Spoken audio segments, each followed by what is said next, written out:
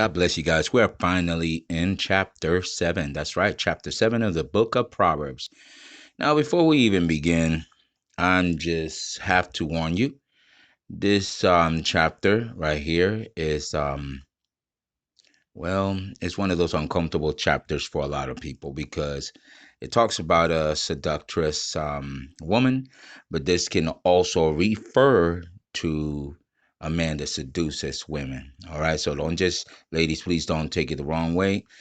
And when you do hear these words, ladies, um, don't read the Bible. Don't make the mistake I used to make. I used to read it and used to always be like, well, this message will be good for such and such. But think about it as if it's for you. Imagine you being the bad person, okay, the seductress, and you guys imagine you guys are the ones falling for the seducing spirit, okay? And I want you guys to weigh this out, in such a way that it really should penetrate, your heart. Please pay close attention, okay? I really want you to be blessed by this, all right? Let's check it out. Dress to seduce. Dear friend, do what I tell you. Treasure my careful instructions. Do what I say and you'll live well. My teaching is as precious as your eyesight. Guard it. Write it out on the back of your hands. Etch it on the chambers of your heart. Talk to wisdom as to a sister. Treat insight as your companion. They'll be with you to fend off the temptress, that smooth-talking, honey-tongued seductress. As I stood at the window of my house looking out through the shutters, watching the mindless crowd stroll by, I spotted a young man without any sense arriving at the corner of the street where she lived, then turning up the path to her house. It was dusk, the evening coming on, the darkness thickening into night. Just then, a woman met him. She'd been lying in wait for him, dressed to seduce him. Brazen and brass she was, restless and roaming, never at home, walking the streets, loitering in the mall, hanging out at every corner in town.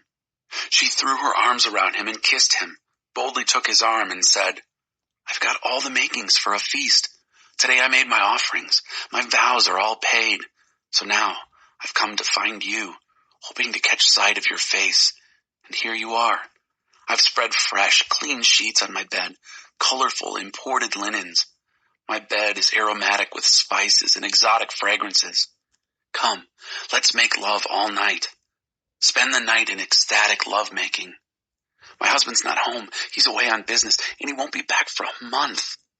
Soon she has him eating out of her hand, bewitched by her honeyed speech. Before you know it, he's trotting behind her, like a calf led to the butcher shop, like a stag lured into ambush and then shot with an arrow, like a bird flying into a net, not knowing that its flying life is over. So friends, listen to me. Take these words of mine most seriously. Don't fool around with a woman like that. Don't even stroll through her neighborhood. Countless victims come under her spell. She's the death of many a poor man. She runs a halfway house to hell, fits you out with a shroud and a coffin. Amen and amen. If we really pay close attention to everything that is going on here, the truth can't be avoided. This really sounds like something that any of us can relate to in regards to today. You know, you have so many different people seducing one another. The Bible tells us that in these last days, people are going to be allured by seducing spirits. Okay. People are going to gravitate for everything that has to do with gratifying the sensual desires of the flesh. Remember what we were talking about earlier, how, a sexual interaction and intercourse with someone can lead not just into dangerous grounds, but hey, man, it can also be that place where you guys thinking you're just exchanging kisses, but you can be exchanging a little bit more than that. And I'm not talking about diseases and things like that. I'm talking about spiritual entities. One day you're okay, next day you can't live without this person. Why? Because this person had a spirit of depression of something else, and then you having that sexual intercourse with that person, you opened yourself up